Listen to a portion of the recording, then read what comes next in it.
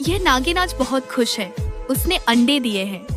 तभी वहाँ पर किंग कॉन्ग गाता है और नागिन से कहता है, मुबारक हो बहन, अभी तो आपके घर में खुशियाँ ही खुशियाँ आने वाली हैं।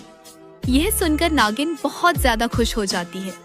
फिर किंग कॉन्ग उसे बोलता है, बहन मुझे एक बात याद आई, जंगल में एक बला आई हुई है जो जानवरों के अंडे खा जाती है, तो जरा मोहतात रहना। यह कहकर किंग कॉन्ग वहाँ से चला जाता है और नागिन अपनी सहेलियों से मिलने चली जाती है। फिर अपने घर आकर खाना खाती है। रात के वक्त जब नागिन सो रही होती है तभी बला आ जाती है और नागिन के सोते हुए उसके सारे अंडे खाकर भाग जाती है। नागिन जब उठती है तो घोंसले में अपने अंडे ना देखकर बहुत ज्यादा रोने लगती है।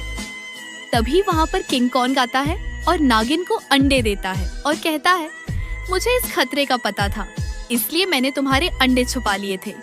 इसके बाद गोरिल्ला बहुत ज्यादा रोने लगता है क्योंकि आपने लाइक और सब्सक्राइब नहीं किया।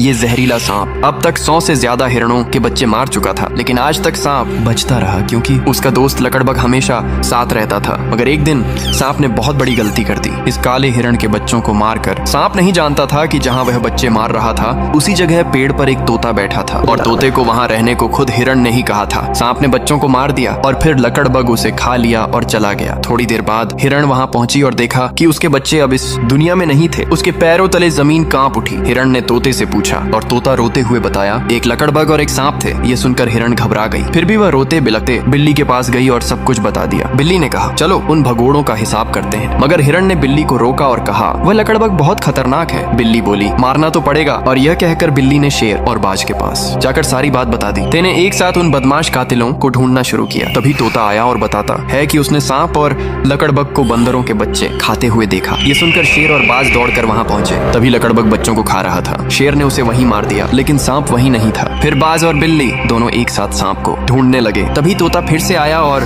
बताया कि सांप एक पेड़ पर घोंसले से अंडे खा रहा है। फिर दोनों दौड़कर वहां पहुंचे और तभी सांप अंडे खा रहा था। बाज ने उसे जोरदार हमला किया और जमीन पर पटक दिया। सांप तड़प रहा था। फिर बाज ने अपने नुकीले पंजों से उसे टुकड़े टुकड़े कर दिया। सांप की मौत के साथ ही जंगल आजाद हो गया। फिर लाइक सब्सक्राइब नहीं किया।